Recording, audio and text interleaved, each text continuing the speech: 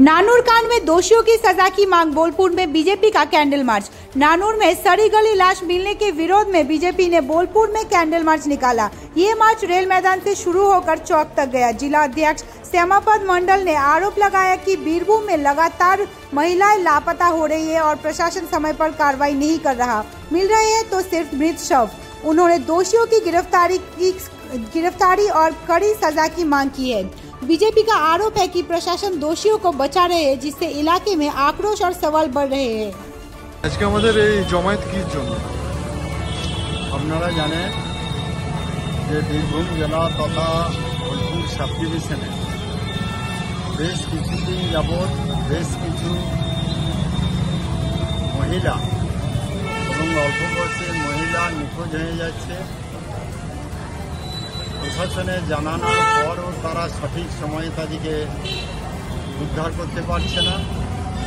উদ্ধার যখন হচ্ছে তখন মৃতদেহ উদ্ধার হচ্ছে এবং সেই মৃতদেহটি যে অভিযোগ, সেই অভিযোগের ভিত্তিতে প্রশাসন প্রকৃত দোষীটিকে আজও খুঁজে বের করতে পারছে না।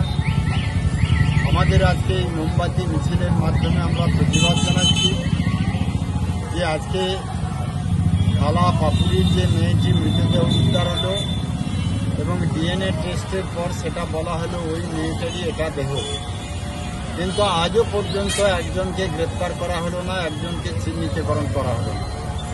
আমরা কয়েকদিন আগে দেখলাম বোলপুরের প্রাণকেন্দ্র সোনাঝুরিতে একটি মহিলার মৃতদেহ পাওয়া গেল।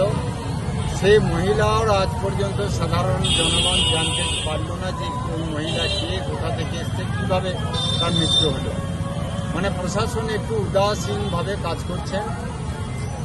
আর এই সব ঘটনার সঙ্গে সরকার পক্ষের লোক জড়িত, আর তার জন্য প্রভাবী দলের লোকরা প্রশাসনকে একটা প্রেসার ক্রিয়েট বা চাপের মুখে রাখছে। আর প্রশাসন চাপের কাছে নথি স্বীকার করে তারাও সঠিকভাবে কাজ করছে না।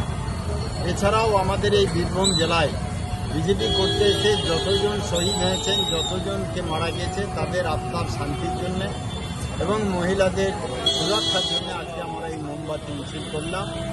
আগামী দিনে প্রত্যেক ব্লক, প্রত্যেক বিধানসভাতেই কার্যক্রম হবে।